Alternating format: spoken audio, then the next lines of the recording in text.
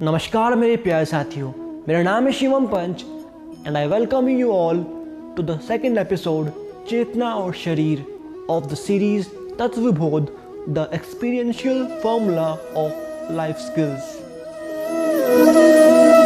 आचार्य महाप्रज्ञ द्वारा लिखित जीवन कौशल की अनुभूत सूत्र की दूसरी कड़ी में शरीर और मन का क्या संबंध है, इस पर गंभीरता से विचार करें तो उसमें हम देखेंगे कि इन दोनों में भेदाभेदात्मक संबंध है।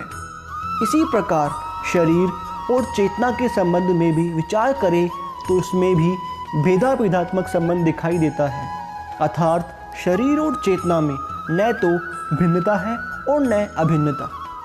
चूँकि पिछली कड़ी मैं कहाँ हूँ में आचार्य महाप्रज्ञ ने स्पष्ट किया था, चेतना सारे शरीर के विभिन्न स्थानों में विद्यमान होते हुए भी अपना अस्तित्व स्पष्ट अलग करती है। यानी हमारी चेतना से शरीर भिन्न भी और अभिन्न भी है। चेतना के लिए शरीर अपेक्षित है और शरीर के लिए चेतना, अतः इन दोनों में भेदाभेदात्मक संबंध स्थापित है। इसी क्रम में हम इन दोनों के स्वरूप भिन्नता को देखेंगे। तो चेतना का स्वरूप भिन्न है और इस शरीर का स्वरूप भी भिन्न है। एक चेतन है और एक अचेतन। मानव जीवन में समस्याएं तब आती हैं जब हम शरीर और चेतना को अभिन्न मान लेते हैं।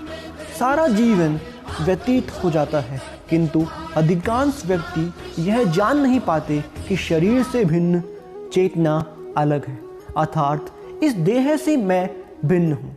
इस शरीर को ही मैं मान लेने पर सारे विचार, सारे चिंतन बदल जाते हैं और व्यक्ति अहंकार युक्त हो जाता है, जो सब दोषों का मूल कारण है।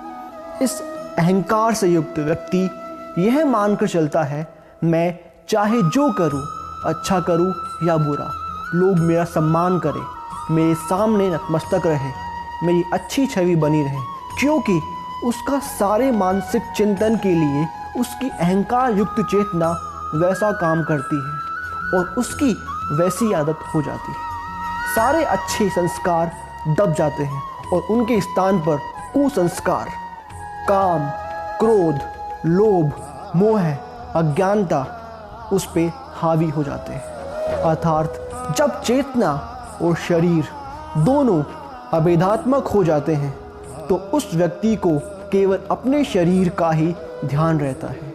वह केवल सुख के साधन ही उपभोग करना चाहता है। ऐसे व्यक्ति जब कभी प्रतिकूल स्थिति में गिर जाते हैं तो अपने आप को कोसते हैं, अपने परिजनों पर अपने अहंकार का पोषण करते हैं और एक दिन वह व्यक्ति अपनी तथा अपने परिजनों की दृष्टि में गिर जाता है।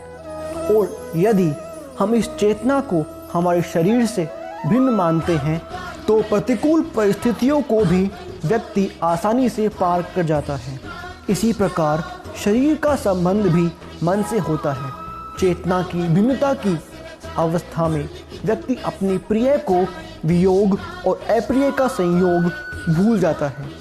इसके लिए मन की शक्ति को रखने के लिए मानसिक संतुलन होना जरूरी है और मानसिक संतुलन के लिए चेतना का जागृत होना भी उतना ही जरूरी है। और जहाँ मन और चेतना एक हो जाते हैं तो मन की गति असामान्य और अपसामान्य हो जाती है। आचार्य महाप्रज्ञ ने मन की 3 अवस्थाएं बताई हैं, सामान्य, असामान्य व अपसामान्य। यदि आत्मिक आनंद की व्यक्ति को अनुभूति होती है तो वह व्यक्ति सामान्य है, और जो हमेशा दुख संताप में रहता है वह असामान्य अवस्था में है। और मन की अपसामान्य अवस्था में व्यक्ति अत्यंत हीन अवस्था में पहुंच जाता है और उसका अधोपतन हो जाता है। धन्यवाद।